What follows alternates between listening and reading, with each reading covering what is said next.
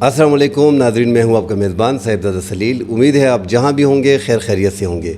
ناظرین، خیبر پختونخوا میں بدامنی کے باعث ایک تو 16 اضلاع میں اس ٹائم پہ بدامنی چل رہی ہے۔ آگے سے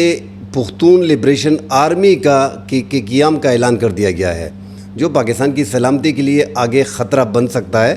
اس حوالے سے ڈیٹیل سے بات کریں گے۔ خیبر پختونخوا کے علاقے کوہستان میں 50 ارب روپے کی کرپشن کے بھیانک کیس سامنے آیا ہے۔ نیب نے 50 ارب روپے کی ریکوری کی ہے۔ اس حوالے سے ناظرین ڈیٹیل سے بات کریں گے۔ ساتھ ناظرین غلام خان بارڈر جو پاک افغان بارڈر ہے،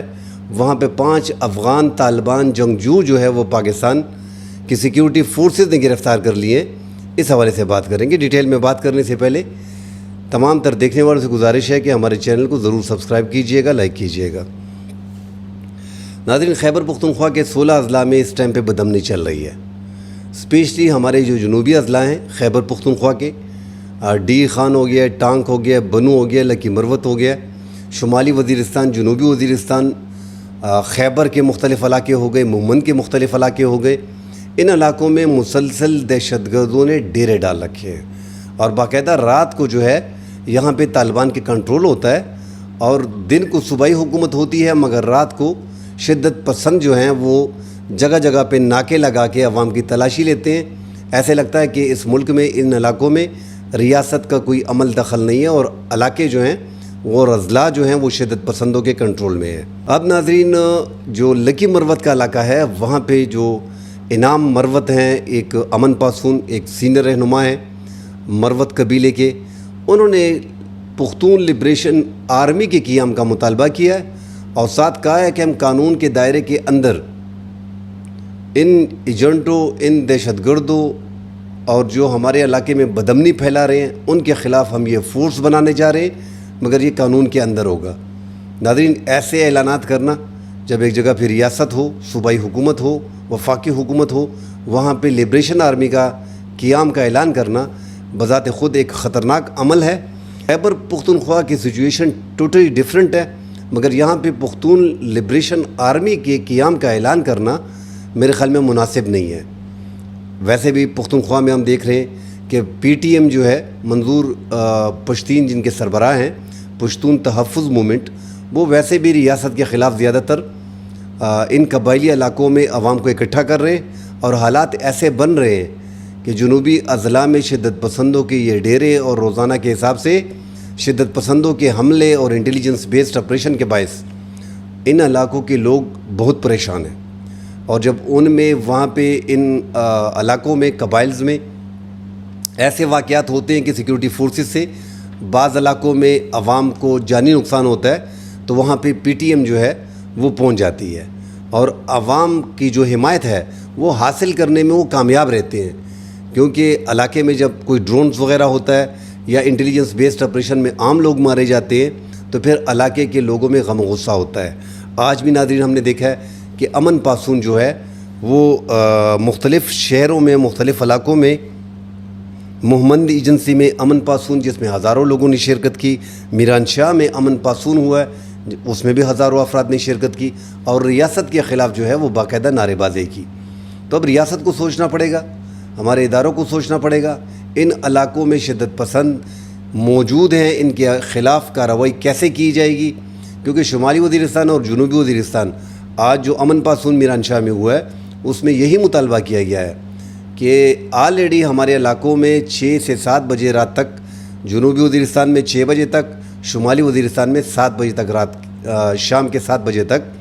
کرفیو لگا ہوتا ہے۔ تو کرفیو کے بعد آپ ٹارگیٹڈ آپریشن جو ہے وہ عوام مطالبہ کر رہی ہے، اگر سیکیورٹی فورسز نے کوئی کارروائی کرنی ہے تو وہ ٹارگیٹڈ آپریشن کرے، اس کے باوجود آپ آپریشن کرنے جا رہے ہو۔ ساتھ ناظرین بات کرتے ہیں شمالی وزیرستان میں غلام خان بارڈر کی۔ غلام خان بارڈر پہ ناظرین گزشتہ دنوں بھی خیبر پختونخوا میں سیکیورٹی فورسز نے اس غلام خان بارڈر پہ 30 شدت پسندوں کو بارڈر کراس کرتے ہوئے جو ہماری فینسنگ کو کاٹ رہے تھے، اور سیکیورٹی فورسز نے ان کو ہلاک کر دیا تھا۔ ایک بڑی کارروائی سیکیورٹی فورسز نے کی تھی، انٹیلیجنس بیسڈ آپریشن کیا تھا۔ جیسا کہ ہم بار بار ذکر کرتے ہیں کہ پاکستان کا اور افغانستان کا یہ جو بارڈر ہے 2640 کلومیٹر کا، یہاں پہ ون سائیڈڈ جو ہے وہ پاکستان اس کو مینیج کر رہا ہے، تو پاکستان کو مشکلات آ رہی ہے۔ اور پاکستان نے 1450 چوکیاں آلریڈی اس بارڈر پہ بنا رکھی ہیں، مگر چونکہ افغانستان میں 40 سال سے جنگ تھی اور 40-45 سال اس بارڈر پہ ہم نے فینسنگ کی نہیں ہے، 2017 میں جا کے پاکستان نے اس بارڈر کی فینسنگ شروع کی اور 2023 میں ہم نے 92% فینسنگ جو ہے وہ کمپلیٹ کی، 8% فینسنگ جو ہے بارڈر کی اب بھی وہ ریمیننگ ہے۔ آپ اندازہ لگائیں کہ آپ کے گھر کی چار دیواری کمپلیٹ نہ ہو، وہ بھی 40-50 سال سے، تو آپ کے ملک میں، آپ کے صوبے میں دہشت گردی تو ہوگی۔ بہرحال اس غلام خان بارڈر پہ گزشتہ رات پاک افغان ایک بار پھر جو ہے وہ افغانیوں کی طرف سے یہ جو گرفتار کیے گئے ہیں 5 افغانی سیکیورٹی فورسز کو بڑی کامیابی ملی ہے کہ بارڈر کو کراس کرتے ہوئے سیکیورٹی فورسز کو دیکھتے ہوئے انہوں نے مسجد میں پناہ لی۔ یہ عزیز خیل اور مندی خیل کا علاقہ ہے، بیسی خیل مسجد میں ان 5 شدت پسندوں نے پناہ لی، جسے سیکیورٹی فورسز نے مسجد کا گھیراؤ کیا اور ان کو گرفتار کر لیا ہے۔ اب ان سے مزید تفتیش کی جا رہی ہے۔ ناظرین، ایک اور بڑی بھیانک خبر سامنے آئی ہے، کرپشن کا ایک بڑا کیس سامنے آیا ہے۔ خیبر پختونخوا کا علاقہ ہے کوہستان، جہاں پہ نیب نے تقریباً 50 ارب روپے کی کرپشن جو ہے وہ سامنے لے کے آئے ہیں اس کیس کو، اور اس ٹھیکیدار جو ہے اس میں ایوب خان، اس کو گرفتار کیا ہے۔ اور ریکوری ناظرین اس میں جو کی گئی ہے، ان تصاویر میں آپ دیکھ سکتے ہیں، ان ویڈیوز میں آپ دیکھ سکتے ہیں کہ ان سے 5 ارب روپے جو ہے وہ کیش گھر سے برآمد کیے گئے ہیں، 17 ارب روپے کے ان کے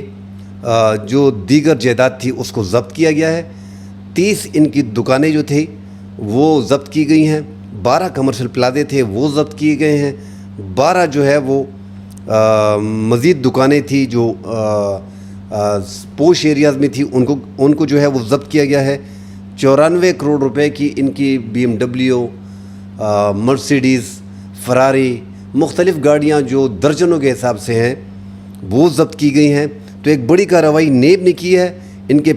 پینٹ ہاؤس جو ہیں 175 کنال پہ تھے، ان کے جو فارم ہاؤس ہیں وہ ہر شہر میں تھے، اسلام آباد میں، پنڈی میں، ایبٹ آباد میں، مانسیرا میں 109 جائیدادیں ان کی ضبط کر دی گئی ہیں۔ ایک بڑی کارروائی کی ہے، اور اس میں ناظرین سیاستدانوں کے بارے میں کہا جا رہا ہے کہ ٹھیکیدار نے مزید جو تفتیش کے دوران انکشافات کیے ہیں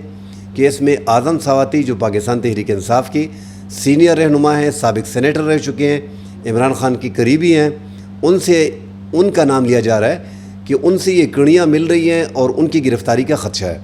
باقی مزید کتنی سیاستدان اس میں ملوث ہیں، اور یہ ایک پورا گینگ لگ رہا ہے۔ ناظرین، آپ اندازہ لگائیں کہ پاکستان میں کرپشن اس حد بڑھ گئی ہے کہ ایک ٹھیکیدار کے گھر سے